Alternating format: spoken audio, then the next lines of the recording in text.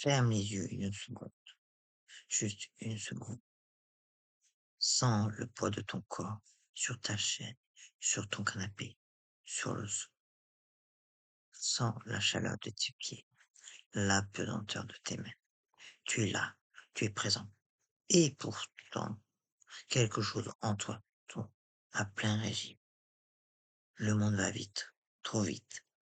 Les notifications, les actualités, les injonctions, l'IA qui change tout, les crises qui s'enchaînent.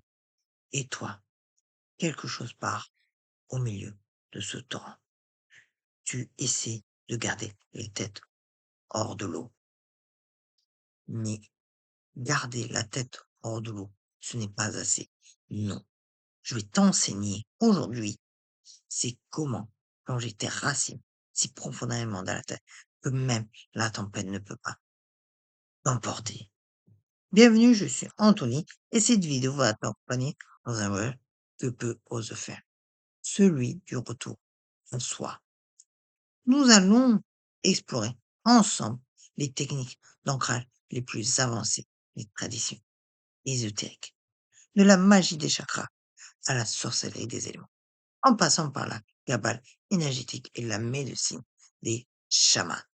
Ce n'est pas une vidéo de développement personnel tiède, c'est une initiation. Ce que tu vas apprendre dans cette vidéo, c'est comprendre pourquoi tu te dissocies dans un monde qui s'accélère. La physiologie énergétique de l'ancrage, chakra, corps éthérique. 5 techniques avancées classées par profondeur d'action. Les 5 éléments comme outils d'ancrage rituel. Comment protéger tes plans subtils des parasites psychiques et un rituel quotidien complet applicable dès ce soir. Une dernière chose avant de commencer. Cette vidéo demande ta présence totale. Pas juste tes yeux et tes oreilles. Ton corps tout entier. Alors si tu peux, pose tes 2 pieds à plat sur le sol. Redresse légèrement la colonne et respire. Nous allons descendre ensemble très profond. Les chamans ont un mot pour ce que nous vivons collectivement, la dissociation de masse. Dans les traditions natives, un guerrier ou un guérisseur qui perd son ancrage dans la terre perd sa capacité à agir avec puissance. Il devient réactif, impulsif. Il consomme de l'énergie sans en produire. Il s'épuise. Ça te parle? La vitesse est une forme de violence. Pas une violence physique, une violence subtile. Elle te vole ta présence avant même que tu t'en rendes compte. En cabale, on parle d'un déséquilibre dans le pilier de la rigueur. Trop de dévouement, trop de compression. Sans l'ancrage de Malkout, le royaume terrestre, le dernier séphiro, la manifestation dans la matière. Quand Melkout est mal enraciné, l'arbre de vie vacille. Et cet arbre, c'est toi. Au niveau des symptômes d'un ancrage rompu, ben déjà, les pensées qui s'emballent, challenge à finir une tâche, sensation de flotter, de regarder ta vie de l'extérieur, hypersensibilité aux énergies des autres, éponge émotionnelle, fatigue inexpliquée après interaction sociale, intolérance au séance, besoin constant de stimulation, j'ai froid, challenge digestif chronique, donc les signes physiques. La respiration profonde, la méditation de pleine conscience, l'application de la méditation à 4,99 € par mois, ces outils sont volés, mais ils opèrent au niveau du mental. Or, un ancrage réel, un ancrage qui tient face à une vraie tempête, doit être construit couche par couche, comme une tour d'énergie mentale, émotionnelle, éthérique, physique et ancestrale. C'est de cela que nous allons parler aujourd'hui, de l'ancrage en profondeur, dans l'ancrage dur. Avant d'ancrer, il faut savoir ce que l'on ancre. Dans les traditions ésotériques, l'être humain n'est pas un corps avec une âme. C'est une âme qui a plusieurs corps. Il y a 5 corps. Le corps physique, le corps éthérique, le corps astral, le corps mental et le corps causal. Donc, le corps physique, c'est la matière dense, os, organes. Donc, les plans d'action, c'est le yoga, la marche à pieds nus. Le corps éthérique, c'est doublé énergétique, au rapproche. Donc, les plans d'action, c'est le Reiki, le Qigong, le Ching Chong, pardon. Le corps astral, c'est l'émotion, les désirs, les impressions, donc c'est le travail sur le chakra sacré. Le corps mental, donc c'est les pensées, les structures, donc c'est méditation, qui, c'est guide. Le corps causal, c'est le karma, les mémoires d'âme, donc c'est la régression, le travail ancestral. L'ancrage agit sur ces 5 corps simultanément, mais à des profondeurs différentes selon la technique choisie.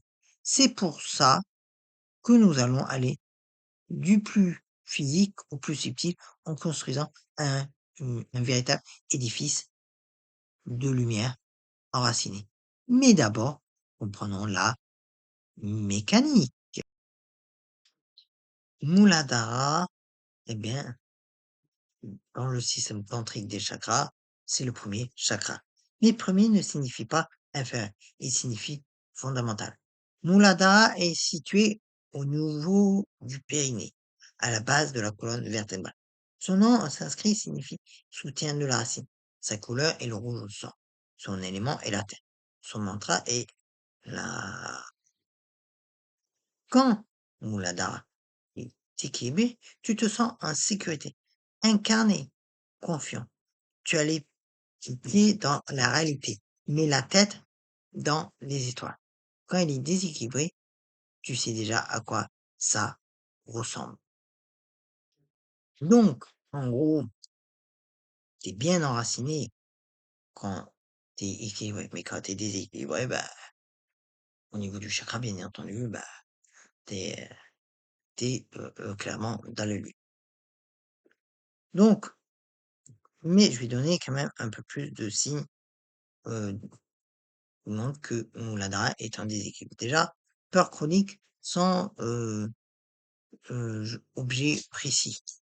Sensation de ne jamais avoir assez d'argent, temps, amour, instabilité dans le logement, le travail, les relations, tâche à compléter des projets, donc partir en live, constipation ou problème, ou challenge plutôt, dans la partie basse du corps, attachement excessif aux possessions matérielles. L'erreur la plus commune en travail énergétique est de penser que l'ancrage consiste à envoyer de l'énergie vers le bas. Non, l'ancrage est un circuit, un flux bidirectionnel. Comme un arbre, les racines descendent dans la terre, non pas pour y rester emprisonnées, mais pour aspirer la sève nutritive qui monte jusqu'aux feuilles. Et les feuilles captent la lumière du ciel pour la retransformer et la réenvoyer vers les racines. Toi, tu es là, la terre en bas, le cosmos en haut, et tu es le conducteur.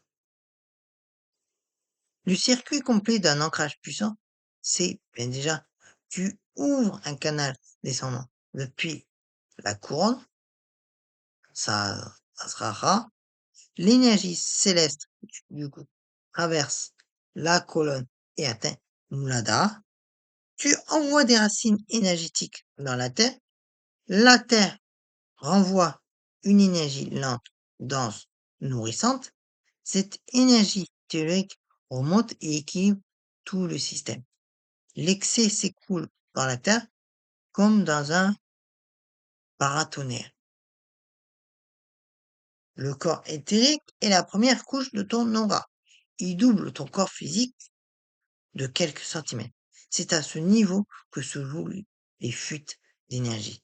Dans les traditions de la magie cérémonielle, notamment dans l'ordre hermétique de l'homme doré, on parle du corps de lumière. Avant chaque travail rituel, ce corps doit être fortifié et ancré. Sinon, les travaux en plan astral peuvent déstabiliser au lieu de transformer. C'est là qu'intervient le premier outil que je t'enseigne, la technique du pilier de lumière. Avant de commencer toute pratique, tu dois créer les conditions. L'espace sacré n'est pas un lieu, c'est une nécessité. Voici comment je prépare le mien. Déjà, éteins ou en silencieux tout écran sauf la vidéo, bien évidemment. Pieds nus si possible. contact avec le sol, allume une bougie rouge ou noire pour Muladhara, pose une pierre de jaspe rouge ou hématite ou tourmaline noire devant toi. Au niveau des encens recommandés, patchouli, vétiver, cèdre ou myrrhe, bois un verre d'eau avant. L'hydratation ancre le physique. La technique des racines de lumière est une technique issue d'une synthèse entre la méditation tantrique, la magie des chakras et certains enseignements chamaniques euh, anciens qui connectent à Pachamamaha, la terre-mère. Je prononce très mal, mais vous m'avez compris. Elle prend environ 12 minutes dans sa version complète. Elle peut être adaptée en version express de 3 minutes pour les urgences énergétiques.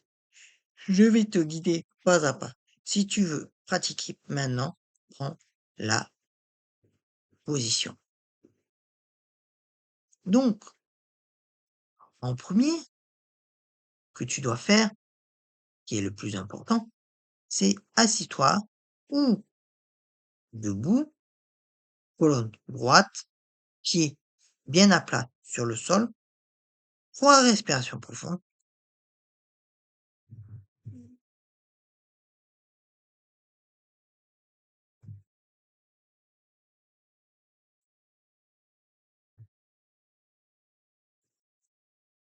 Tu expires bien par la bouche avec un son, puis tu visualises une lumière rouge au niveau du périnée. Elle pulse comme un cœur. Là, là, là. De ce centre rouge, vois des racines de lumière descendre. Elles percent le sol. Elles traversent la pierre, la roche, plus profondément vers le mantra terrestre, vers le cœur de feu. Tes racines atteignent le cristal de fer du cœur de la terre. Il brille d'une lumière rouge. Tu t'y connectes. La terre répond. Une énergie lente, épaisse, comme de la sève, monte le long de tes racines, entre par les pieds, monte. Cette énergie tellurée remplit tes jambes, ton bassin, ta colonne. Elle est dense, elle est ancienne. Tu es là, enraciné, stable, vivant. Pose tes mains sur le sol ou sur tes cuisses et reste. Les pierres ne sont pas des accessoires ésotériques, ce sont des êtres minéraux, des consciences lentes, dont la densité vibratoire est exactement ce dont ton corps énergétique a besoin pour s'ancrer. La tourmaline noire est la grande protection. Elle crée un champ de protection électromagnétique autour du corps éthérique. L'hématite est le miroir. Elle renvoie vers la terre tout ce qui ne t'appartient pas. La jaspe rouge nourrit directement Muladhara. Donc, dans la tourmaline noire, qui sert pour la protection et l'ancrage électromagnétique, l'hématite pour l'ancrage mental, l'envoi d'énergie parasite, la jaspe rouge pour nourrir Muladhara et la vitalité physique, l'obsidienne pour la coupure des liens vampiriques et les vérités brutales, la labradorite pour l'ancrage du corps de lumière, donc l'usage avancé, et la shungite pour la protection EMF et l'ancrage dans le plan matériel. La terre est le premier élément. Elle ancre le corps physique, les instincts, la survie. Travailler avec l'élémentaire signifie entrer en contact direct avec la matière. La pratique la plus puissante que je connaisse pour cet élément est le earthing, ou la mise à la terre naturelle. Marcher pieds nus sur la terre, l'herbe ou le sable pendant au minimum 20 minutes. Les études en biophysique, notamment celle du docteur James Hochman, montrent que ce contact permet une réduction significative des inflammations systématiques. Mais en termes ésotériques, c'est bien plus. C'est une transfusion énergétique directe. Complète cela avec le rite de la croix du Sud. Planté dans le sol, tu traces mentalement une croix de lumière rouge sous tes pieds jusqu'aux 4 points cardinaux et tu confies à chaque direction une partie de ton chaos intérieur. L'eau est le miroir de l'âme. Elle ancre le corps astral, le corps émotionnel. Quand tu es submergé par tes émotions, c'est l'élément eau qui est en crise. La technique que j'utilise, le bain d'ancrage rituel. Tu prépares un bain froid ou tiède avec du sel de mer gris, de l'hysope et quelques gouttes d'huile essentielle de vétiver. Avant d'entrer dans l'eau, tu poses l'intention claire. Je remets à la terre toutes les émotions qui ne sont pas les miennes. Je reviens à moi. Sous l'eau, tu laisses sortir tout. Tu peux pleurer, c'est une forme de prière. L'eau, le feu maintenant, il ancre le plan de la volonté. Manipura, le chakra du plexus solaire. Quand tu procrastines, quand tu t'effondres au premier chain, c'est le feu intérieur qui vacille. La pratique, c'est la méditation de la flamme. Assis face à une bougie rouge orange, tu fixes la flamme sans clignoter les yeux. Pendant 5 minutes, le regard sur le feu active le nerf optique d'une façon qui stimule le plexus solaire via la connexion vagale. En ésotérisme, la flamme est un être vivant. Demande-lui de brûler tout ce qui t'alourdit. Ensuite, écris sur un papier 3 peurs concrètes et brûle le papier dans la flamme. Ce n'est pas symbolique, c'est une alchimie réelle. L'air ancre le corps mental, les pensées, le mental agité, le singe intérieur. Paradoxalement, c'est le pranayama, la science du souffle, qui permet d'ancrer le mental le plus vite. La technique Nadi Kodabana, la respiration alternée des narines, équilibre les hémisphères cérébraux et calme le système nerveux sympathique en moins de 4 minutes. 4 temps inspiration, 16 temps rétention, 8 temps expiration. Les temps, c'est les secondes. Pour les praticiens avancés, ajoutez à cela le Kapalabhati, le souffle du feu, pour brûler les pensées parasites avant d'entrer en ancrage profond. L'éther ou kasha est le 5e élément. Il n'ancre pas au sens habituel, il relie. Il relie ton âme à son origine, à sa mission, à sa ligne de vie. La pratique la plus avancée que je te propose pour cet élément est la contemplation du ciel étoilé. Pas de technique, pas de mantra, juste allonge-toi dehors, sous les étoiles, et laisse le cosmos te rappeler qui tu es. Dans cet espace d'infiniment grand, le mental cesse de se croire si important. Et tu reviens à l'essentiel. C'est l'ancrage le plus doux et parfois le plus profond. Dans un monde hyper connecté, ton champ aurique est en permanence bombardé.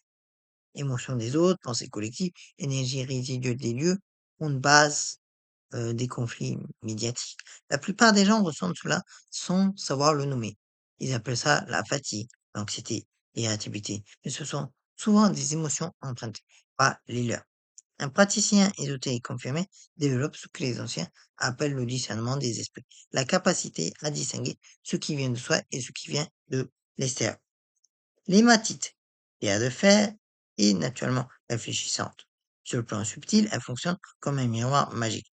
Elle renvoie les énergies indésirables à leur source, sans violence, sans colère, comme une simple fautière naturelle. Donc, le rite du miroir d'hématite, c'est tu tiens une hématite dans la main gauche, main réceptrice, puis tu visualises une sphère de lumière argentée autour de ton corps. Et tu affirmes 3 fois, ce qui n'est pas mien retourne à sa source. Ce qui est mien reste en moi. Je suis protégé. Je suis ancré. Ce qui n'est pas mien retourne à sa source. Ce qui est mien reste en moi. Je suis protégé. Je suis ancré. Ce qui n'est pas mien retourne à sa source. Ce qui est mien reste en moi. Je suis protégé. Je suis ancré. Pose ensuite l'hématite au pied de ton lit pendant la nuit et rince-la sous l'eau froide le lendemain matin. Maintenant, on va voir une technique issue de la magie cérémonielle, adaptée ici pour une pratique quotidienne moderne. Le cercle de protection élémentaire est un espace sacré autour de soi qui ancre et protège simultanément. Tu traces mentalement ou physiquement, si tu as l'espace, un cercle autour de toi. Tu invoques les quatre gardiens des quatre directions. La salamandre du feu au sud, l'ondine de l'eau à l'ouest, le sylphe de l'air à l'est, le gnome de la terre au nord. Ce n'est pas de la magie de cinéma, c'est une technologie de conscience millénaire. Tu appelles les intelligences élémentaires à témoigner et à soutenir ton ancrage. Pour les praticiens de magie de sigil, tu peux créer un sigil d'ancrage personnel, chargé lors d'une pleine lune de terre, taureau, vierge ou capricorne. L'intention est simple et directe. Je suis ancré dans la terre, dans mon corps, dans l'instant présent. Et ton sigil selon la méthode de ton choix. Charge-le en le tenant pendant la méditation, l'ancrage de 20 minutes. Trace-le sur ta peau avec de l'huile de jaspe rouge avant les moments haute intensité énergétique. Il fonctionne comme un rappel physique, un ancrage incarné. Avant de regarder ton téléphone, avant l'email, avant les actualités, 5 minutes, juste 5 minutes. Tu vas t'ancrer parce que l'ancrage n'est pas une pratique que l'on fait une fois par semaine. C'est une hygiène énergétique quotidienne, comme te brosser les dents, mais pour ton âme. Donc, mets-toi pieds nus sur le sol pour la respiration consciente.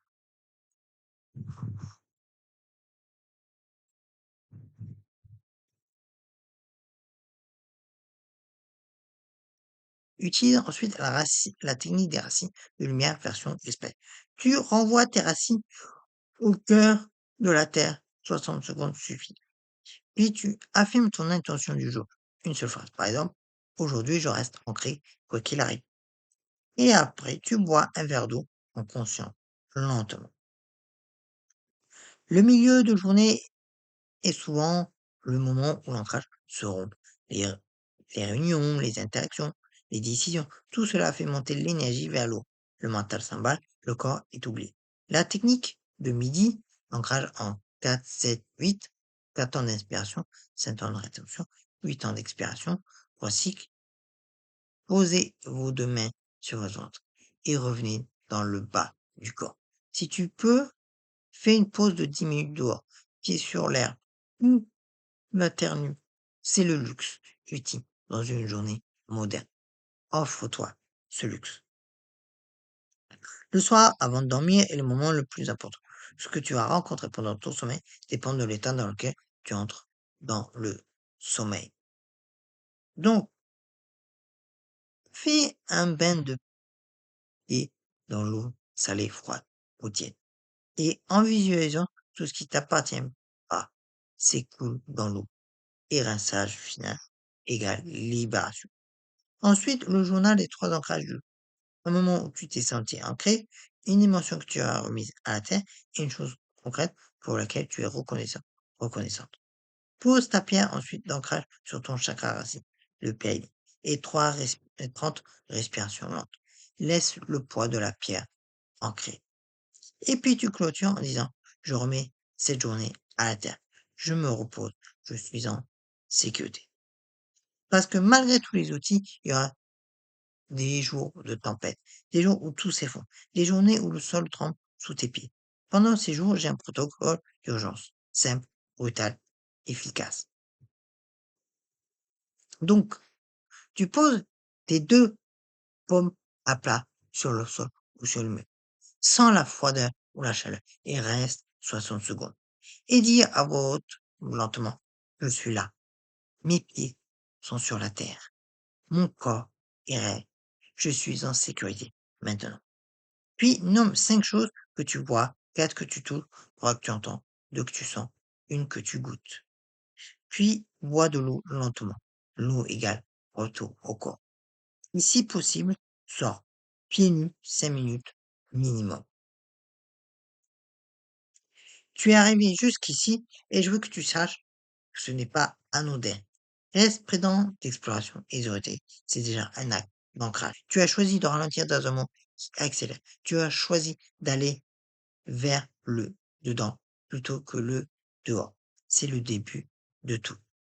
Récapitulons ensemble ce que tu as maintenant dans tes mains. Donc, la cartographie de tes 5 corps et leurs besoins d'ancrage, la technique des racines de lumière, l'ancrage par les 5 éléments, le rite du miroir, des matites et le cercle de protection, le protocole quotidien matin, midi et soir, et le protocole d'urgence pour les jours de tempête. Ces outils ne sont efficaces que si tu les pratiques. La connaissance sans la pratique est une graine sans eau. Voici mon invitation pour toi. Ce soir, avant de dormir, pratique le rituel du soir. Juste celui-là. 5 minutes suffisent pour commencer. Et dis-moi dans les commentaires quelle est la technique que tu vas essayer en premier. Muladhara, l'ancrage par les pierres, le protocole élémentaire. Ta réponse dans les commentaires m'aide à comprendre ce dont ta communauté a besoin. Et ici, nous construisons une communauté d'âmes ancrées, pas de spectateurs. Si cette vidéo t'a apporté quelque chose, partage-la avec une personne qui a besoin de s'ancrer, pas pour faire monter les stats, mais pour agir concrètement sur le niveau vibratoire de ton entourage. La prochaine vidéo de cette série explorera les techniques avancées du voyage astral sécurisé. Et oui, l'ancrage sera notre point de départ obligatoire là aussi.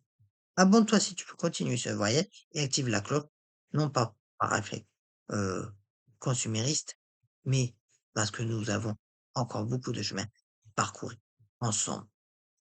Je te laisse avec cette vérité passée.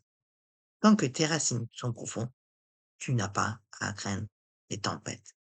C'est une sagesse Yoruba.